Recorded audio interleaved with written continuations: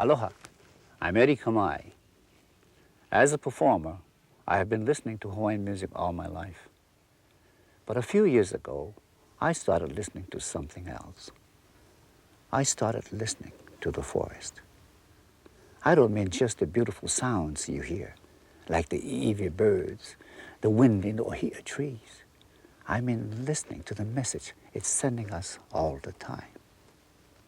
I started talking to friends of mine here in Hawaii, friends who knew about the creatures and the plants, and friends like Pualana Kanahele from the Big Island, who still remember the old Hawaiian ways of thinking and of living close to the earth. They remember how to enter the forest, how to ask permission for what you take, how to listen.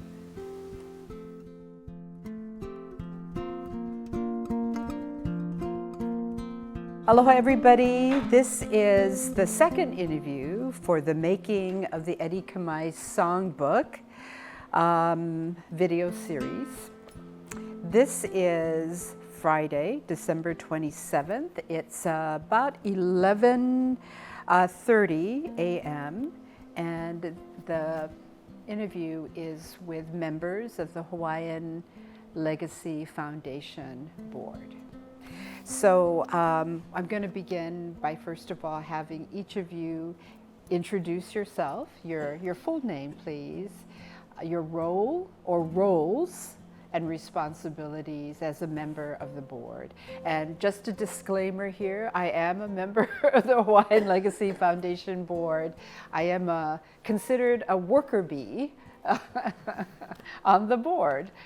And I've been on the board since 2012, 13, yeah, for a bit. So, Myrna will go last. Sorry. Okay. Aloha mai kākou. My name is Teresa Makua Kane Drexel, and I'm currently serving as the board president or board chair. I've been on the board since about 2004 and was a director until just recently. So, mahalo nui. Thank you for inviting me. Teresa, can I ask you, how you came to join the board? So I was working at the Pauahi Foundation at the time, and on staff was Eddie's niece, Kathy Medeiros. And I guess at that time you were looking for new board members, and especially in the area of education. And so she asked me if I would be interested in being on the board. Prior to that, Eddie and Myrna interviewed me for Keepers of the Flame. So I got to know them a little bit more and really was excited about what they were doing in preserving Hawaiian history, culture, and especially through music. So it's been 20 years now. 20 years that you have been a board member. 20 years, about 20 years. Right. And during those 20 years, who are the other members of the board? So Ted Sakai was the president at the time, and a great, great person. Really miss him a lot. And Kara Fox was on the board, and I think most of the people, like John Stevenson, and gosh, I'm trying to think of everyone. Jean Cornell was on the board too at that time, and they were incredible. The first board members, or the early board members, I know that you had a lot of people who helped to found the board, start the board, bring resources to the board, who were just amazing. Can I ask, what was the vision for putting together the Hawaiian Legacy Foundation Board? We had needed a nonprofit foundation to go to get funding for our documentaries. And we had worked under the umbrella of others since 1986. But in the year 2000, we felt it was really important that we have our own foundation. And so we were able to put that together and to have this incredible board that would help us for this rest of the time. This will be our 25th year. And in this year, we will be closing the foundation. All the work will go to UH West Oahu. 2025, in 2025. 2025. And the archive, the Ulu Ulu Moving Image Archive, but we will have an endowment, and that endowment will be a real active endowment. It will have interns. It will help preserve the work. It will help finish projects. So we're excited that not only will the foundation be closing, but there will be an ongoing for it to live on in a very exciting way. And here at UH West Oahu, where you're chancellor and have done so many things to empower the local community, this is a place where our work will live on. Yeah. So 25 years of the Hawaiian Legacy Foundation Board. So prior to that, that's when you were actually doing many of your short documentaries, right? Before then. When you came on board, what was the focus of the work that you participated in? So it was really, what I remember, it was getting those documentaries published. So finding monies for that. And the other thing was developing education materials for that, because you were taking it into the schools already. Hawaiian Legacy Foundation, as I remember, was always to be a vehicle for educating, taking all this work and going into the communities and educating the children. So a lot of networking, fundraising. Not so much fundraising, but it was really, I mean, to me, the fundraising was some of the patrons, some of these early patrons. And I also remember working very closely with the Hawaii Community Foundation, where many of these funds were housed. And they were remarkable, just remarkable in helping to identify potential donors and then helping to bring some of those monies to Hawaiian Legacy Foundation. So fundraising on the part of the board wasn't, in my opinion at the time, as rigorous as we didn't really have to go out and try to solicit funds. and solicit funds. You had patrons because all of those patrons were there. It was a lot of Carol Fox is a really excellent grant writer, and we spent years and years writing grants and working with those patrons to be able to get the money to do those documentaries and to do those education programs. Right. And in the early years, like with those first few films, Eddie and the Sons of Hawaii went to every school in the state. They all had education materials, they all had films. Before we'd go to that school, they had to have 10 questions, they have to use the mic, they have to have worked with the materials and seen the films. So we really worked hard on the education materials and the education programs. And luckily in those days, I had Eddie Kamae and the Sons of Hawaii, so we had a really great assembly with music and besides the academic part.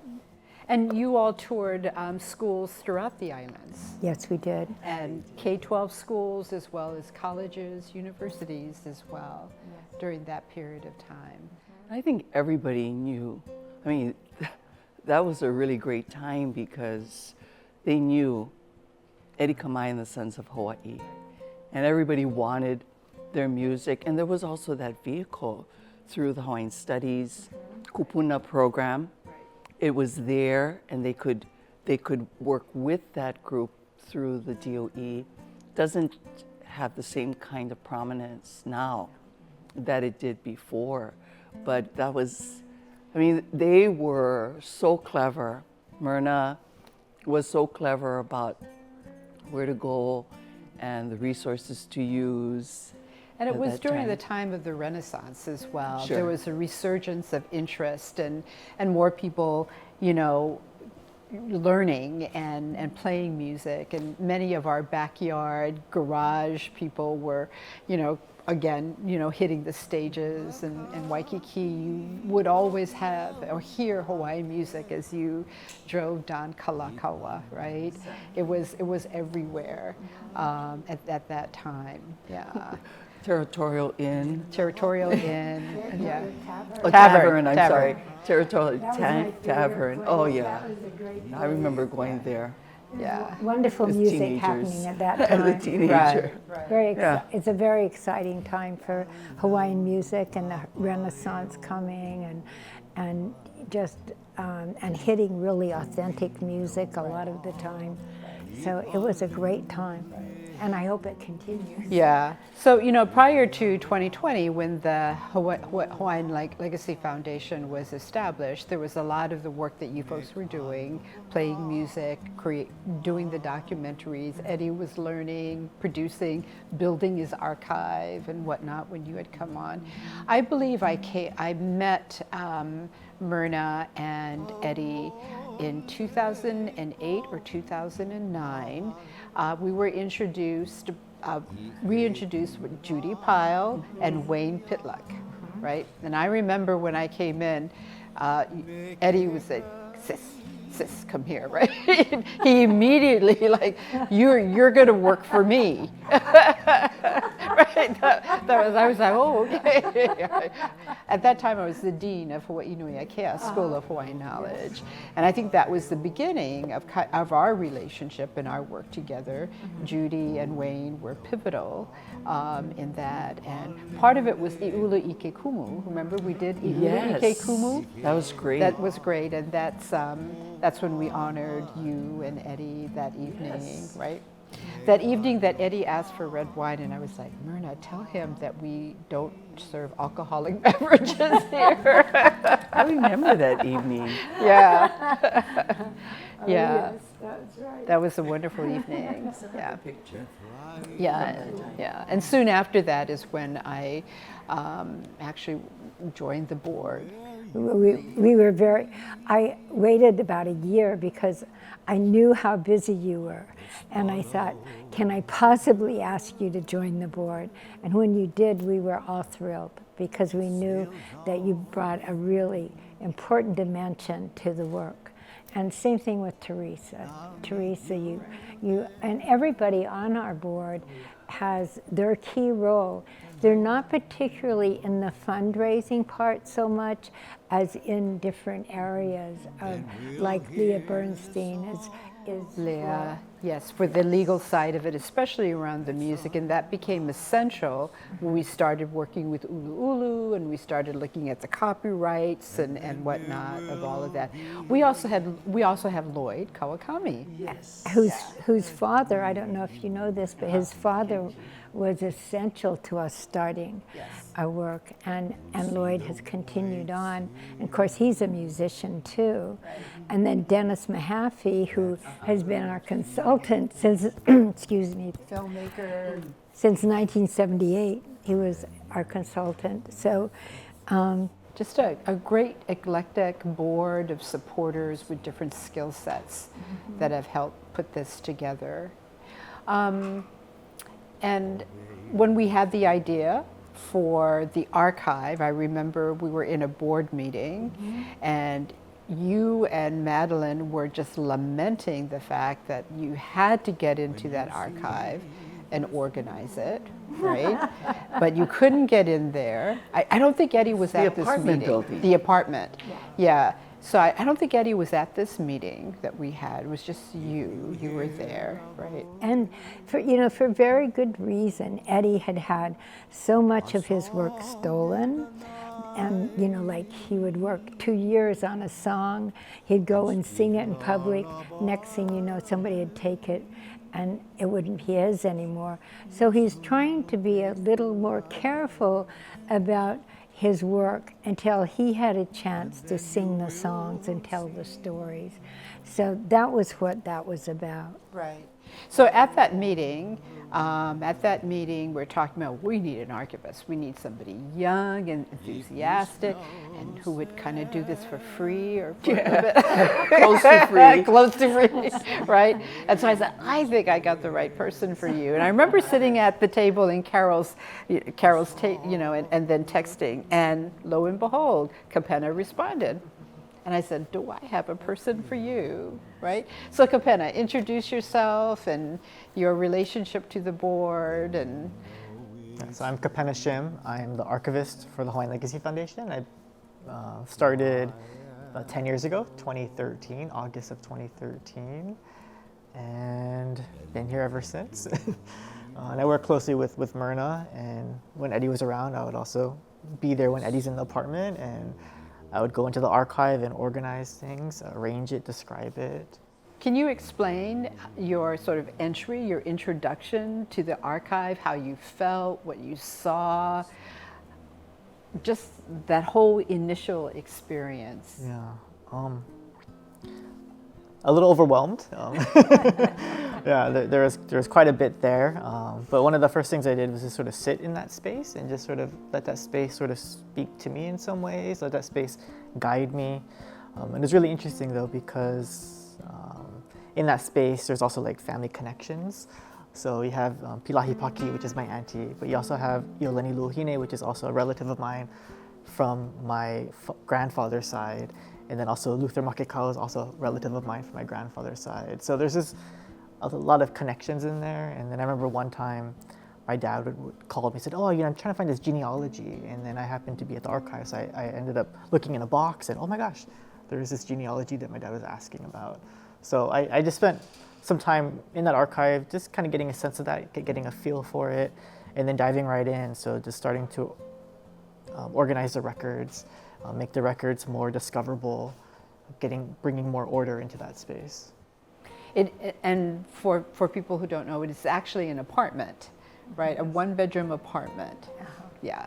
With the one bedroom being air conditioned, climate controlled, and With the front part being more of the office piece, yeah. And one of the big things though in the archive when I first started was all of the raw footage, because that was still there. And actually, the archive was two spaces. So we had the archive office space, but then we also had a room devoted to the archives in Eddie and Myrna's personal apartment that had a whole bunch of audio and visual materials. we had an archive room and there was humidity controlled and temperature controlled. We had all the duplicates in our side, in our apartment, and then in another building, we had all the masters.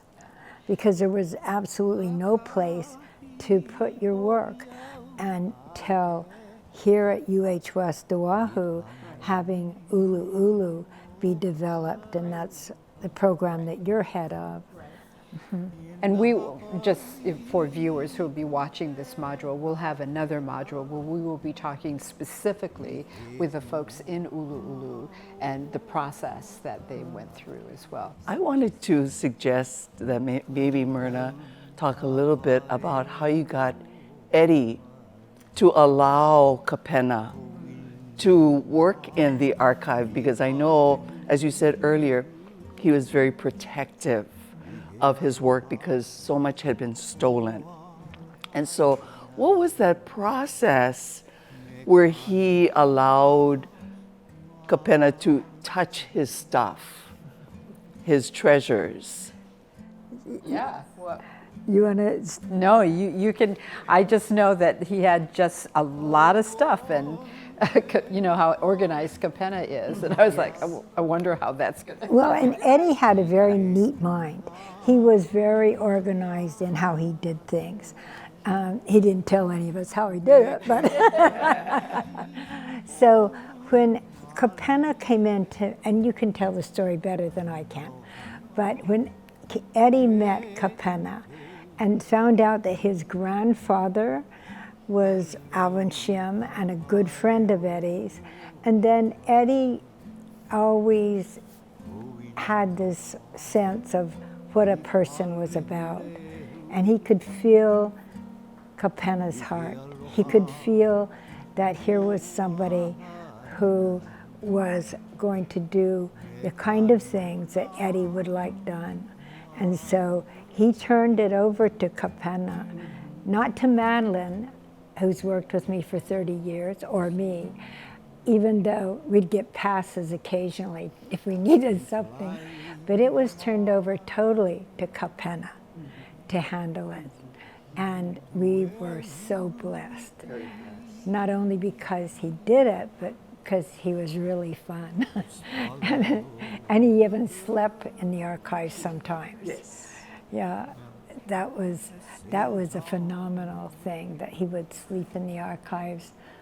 So that's kind of how that story came about, I think. Is that a similar version? Can you also talk about that, but also from an archivist perspective for people who are watching, what went through your head in terms of organizing it, and talk a little bit about some of the challenges you might have had, you know, the accomplishments, when you needed to pull in help, and Yeah, that's how I remember it. I mean, one of the big things I wanted to do is really be respectful for not only the archive, but also just Eddie and Myrna and their body of work. And then not just their body of work, but all of the web that their work is part of. I mean, all of the kumu that informed them, that were part of their work, all of the elders, all of the kupuna, all of the keiki that were on their mind. So just being really respectful for all of that was a big thing for me. And then also just kind of connecting with Eddie. So I remember like one time, me, Eddie, and Myrna watched Oprah Super Soul Sunday one time on Myrna's computer, and it was an episode about the soul. And it's just really neat to hear like Eddie say, oh yeah, you know, he's sort of acknowledging these particular things. And it just sort of gave me a sense of Eddie and him as a person, and not just as a musician, but like as a person, and sort of how he relates to particular things. And that really helped me also think about the archive and help develop a sensibility in engaging with the archive too. So that was one of my most favorite moments with Eddie and Myrna, is just sort of watching Oprah Super Soul Sunday, talking about the soul. Yeah. So in looking at the material, how did you approach the material itself as an archivist? Well, I really wanted to make sure that it is organized in a way that speaks to their body of work. So they produced 10 documentaries, and all the records really pertain to each of those documentaries. Not only the raw footage, but also all the paper files. So you have paper files that talk about the development and the fundraising aspect of the films. You'll have paper files talking about the editing notes, or the filming notes, or the promotion, or even the educational component, like all of the study guides and all of the release forms and all of the little things that the students would draw and write to Eddie and Myrna, thanking them for showing this document. You kept a lot of the children's work. Yeah, all of the children's work. So my approach to organizing the archive was to make sure that it is aligned with their body of work and the different documentaries that they have. So if somebody wants to research Keepers of the Flame, they can go and look up all the paper files for that particular film, look at the raw footage, and then look at the photographs. What about the music side of it? You know, I know there was music throughout all of the documentaries, but there were also albums, there was also concerts. So how did you think about that? So for the music, and this is actually something that Myrna really helped to lead, is we just took all of the music and we started to alphabetize it and sort of put them in folders, so that way it's easy for us to, I'm looking for this song Hanakeoki, I can just go to the H and pull up that folder and then pull out all of the materials pertaining to that. Is there anything that you found in the archive that surprised you? That you were like, oh, wow. Yeah. Besides the family ties. Yeah. Just a lot of the handwritten notes. Like I love looking at the handwritten notes from Eddie, where he's talking about his journey. I think that to me is just always really special. But there's also handwritten notes where he just talks about how he thinks about life in the world, and sort of what he hopes for people, to really sort of connect in with an older way of thinking and being, which I think really relates to how he was raised and the lessons and the values that he brings forth from his grandparents and from his parents. So to me, I always really find those note cards really moving. Did you, when you were working with Kapena, Myrna, did you find anything as he's organizing, you're organizing everything that you had forgotten about, or just it was like, oh my goodness? Oh yes, there's often things that I may not have remembered or may not have thought of the importance of it until he brings it forth. Mm-hmm. So it's a much richer archive than if I would have gone and tried to do it, because he really recognizes the value of things and how they relate to the different projects. So yeah, there were a lot of surprises, and they continued to be surprises when things come up that I wasn't aware of. Little good things, or like juicy things? I haven't found many juicy things. I really am looking for them, but I haven't found many. But I just pulled out the card from our Hawaiian Legacy Foundation, and one of the things that Kavana Pukui told Eddie, every time when he would leave her, she would say, well, he'd kiss her on the cheek and say mahalo. She'd pat him on the back and she'd say, ho'omau, Eddie, ho'omau. Continue on until it's finished. So this work going on really helps to tell the story of what Kavena said to Eddie, because the ho'omau, Eddie, ho'omau, in the Eddie Kamae Songbook, he would love the fact that we are taking this to the children and that it will live on. It will live on not only in the children, but in the older people, in the musicians. And we're hoping, and I think that's part of what this is about, that by telling people about what we've done, that it will empower them to make their own songbooks. And because Eddie would always tell the kids, go out and talk to your grandparents, find out what they have to say. So there's still many stories to be told, many songs to be sung. And I'm hoping that this will help people realize that they have work that needs to be, shared. The archive itself is being digitized, right? So we have the moving images in Ulu Ulu. What's happening with the photos, the paper pieces, all of those hard copy? What's happening with that, and how is that? Yes, so we've been working on digitizing the paper records from the different documentaries with UH West Oahu Library. We haven't uploaded anything yet. We've just been working on digitizing the records. So we've got about four films done. So there's that. And then we've also been working a lot on getting the photographs organized and described really well. So that way, if somebody's looking at a photograph, they'll know exactly where that was taken, when that was taken approximately, if we're unsure. And then who's in that photograph, which is really important. So we have thousands of photographs, and Myrna and our intern and I have been working through all of these photographs. So we've been doing that, but then we also have a bunch of digital photographs as well on Myrna's computer. So we've been working on sort of organizing that and getting that all sort of. It's a huge job. Yeah. It's a lifetime of work. Lifetime of work, right?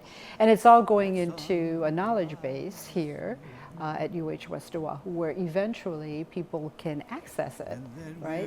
And the songbook is actually not only drawing from the digitization of the moving images and the video, the documentaries, but also the paper products, the paper as well? Yeah, so the songbook has a good preview of the things in the archive, because it has photographs of different song lyrics and translations in the songbook. We have photographs, and we have some other sort of note cards and whatnot. So what you see in the songbook is a good preview of what kinds of materials you can find in the archive. But once we get everything digitized and up on the knowledge well, then we'll have a lot more for people to engage with.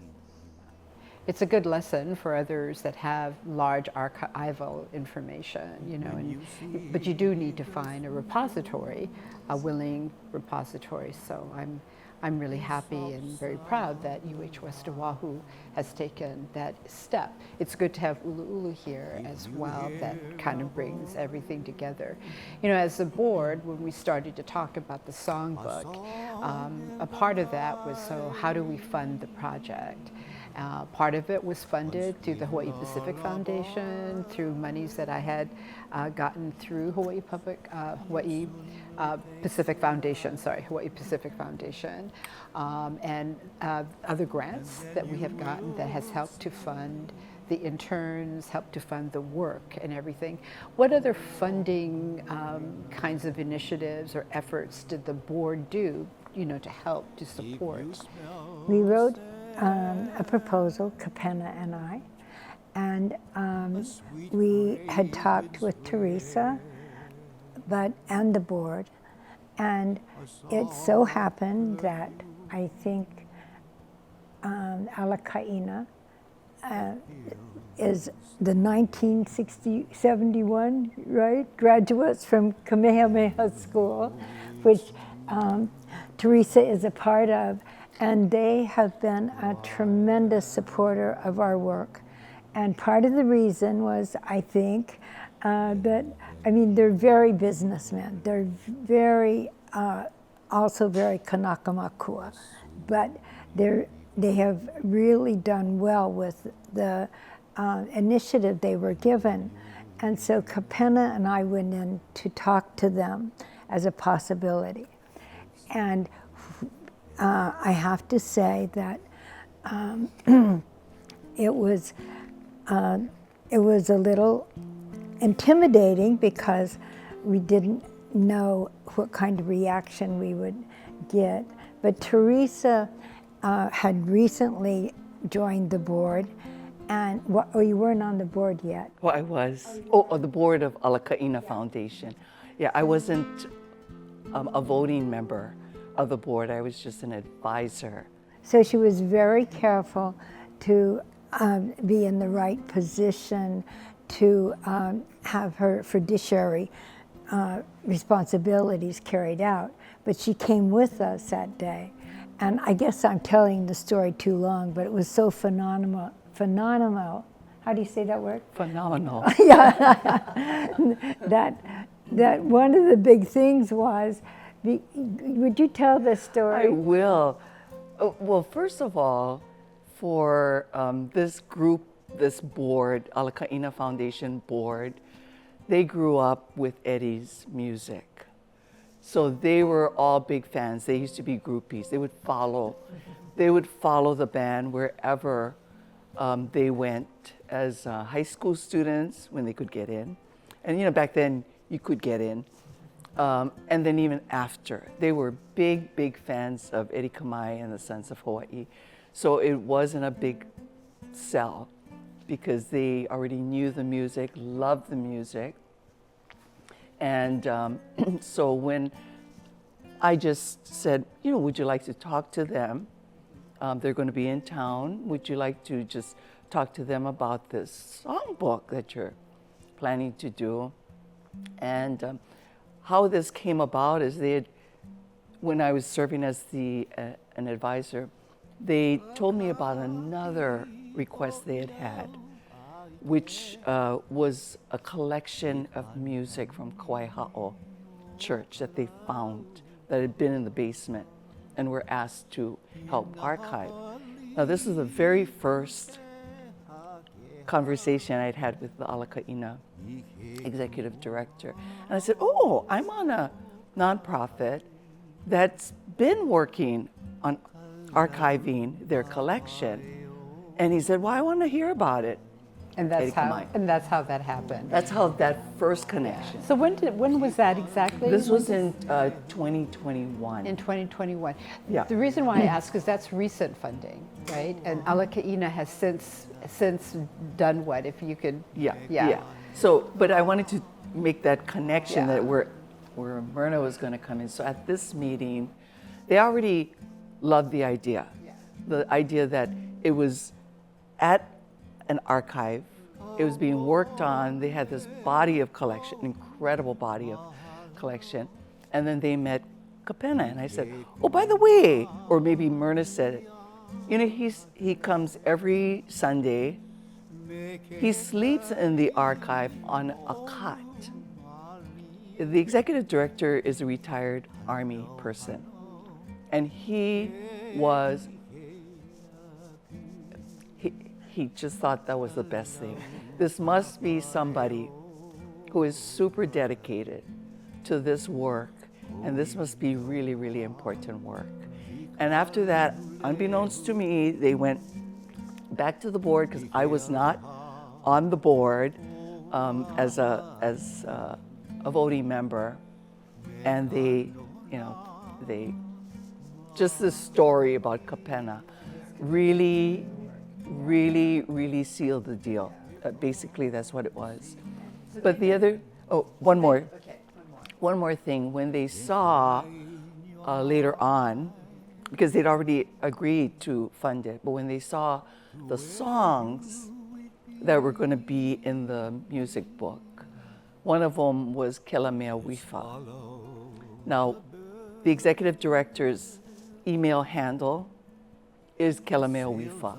And for him, it was an omen that this is the right thing to do. And so they did fund it and have just been really thrilled when in 2023, the Songbook was actually launched.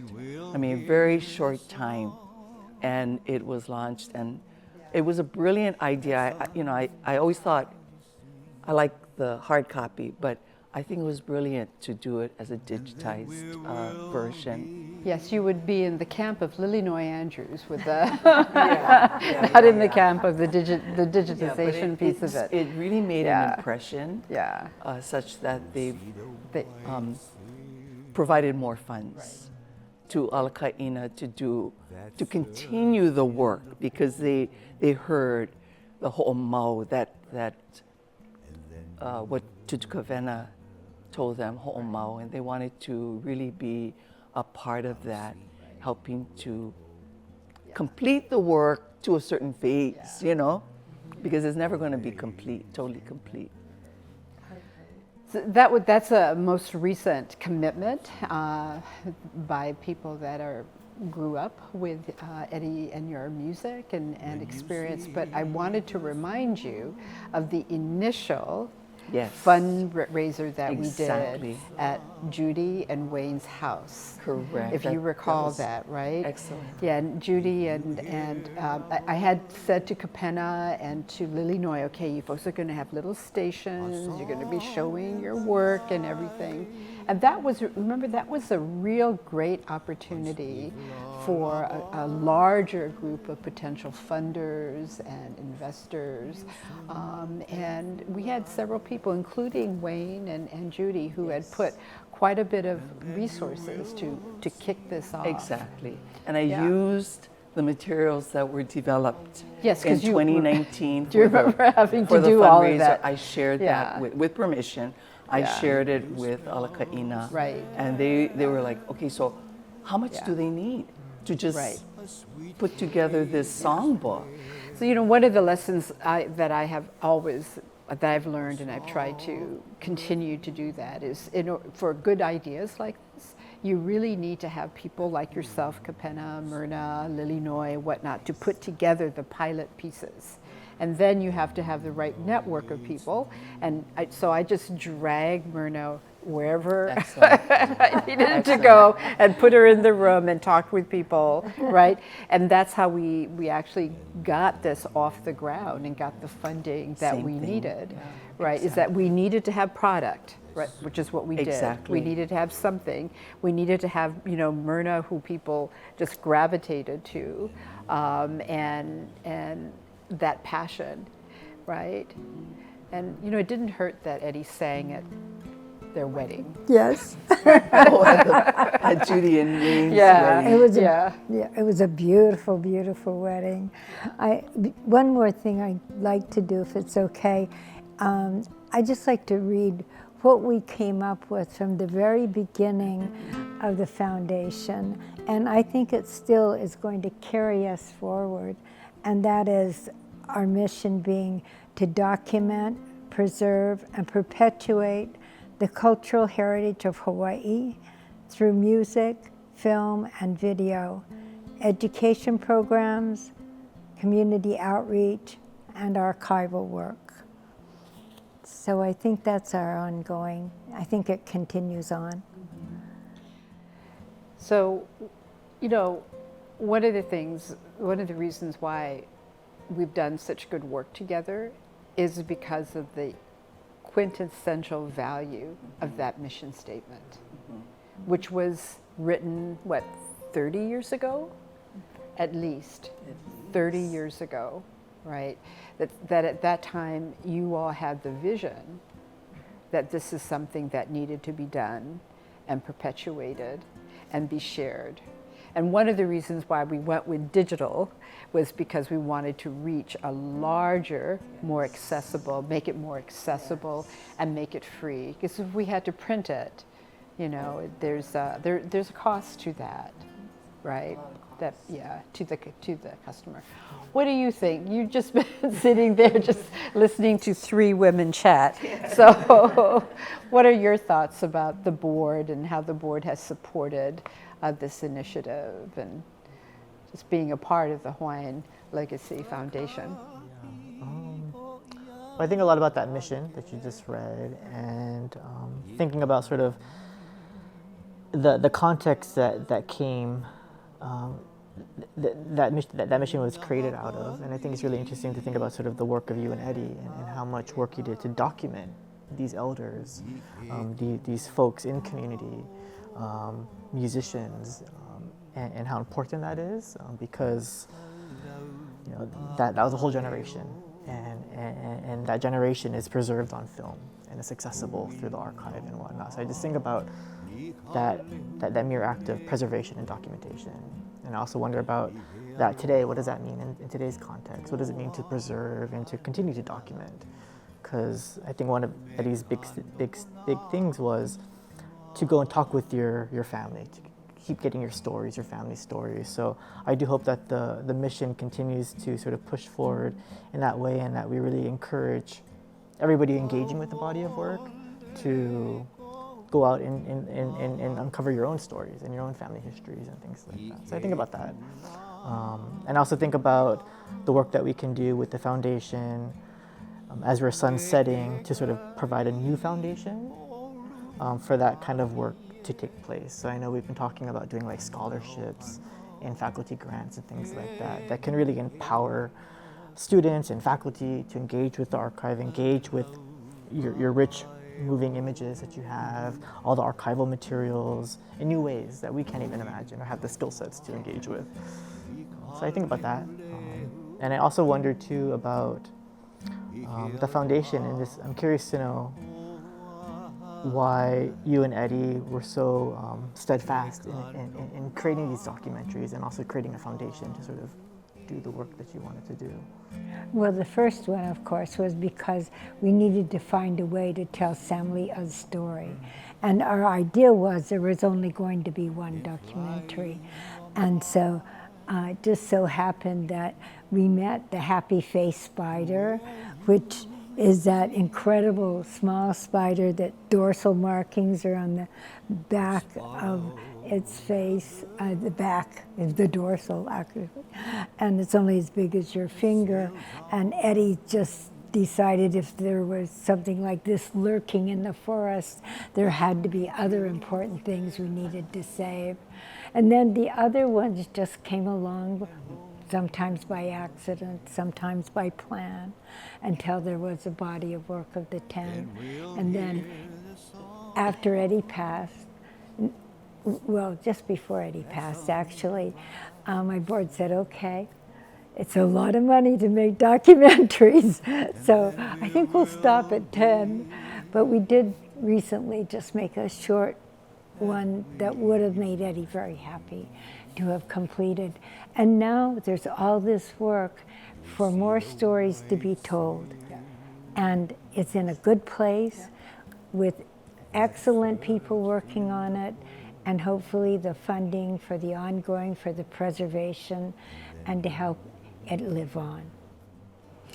Yeah, so I think the lesson learned here is that, that doing this work is a commitment by generations, right? In the PBS special, right, one of the things I said that everybody hears me say on PBS is, that, he was a storyteller, right? And part of the responsibility of a storyteller is to ensure that the stories are continuously heard, but that other people have an opportunity to tell that story and others as well. And so to you, Myrna, and to you, Teresa, mahalo for your work, all of your work of telling these stories.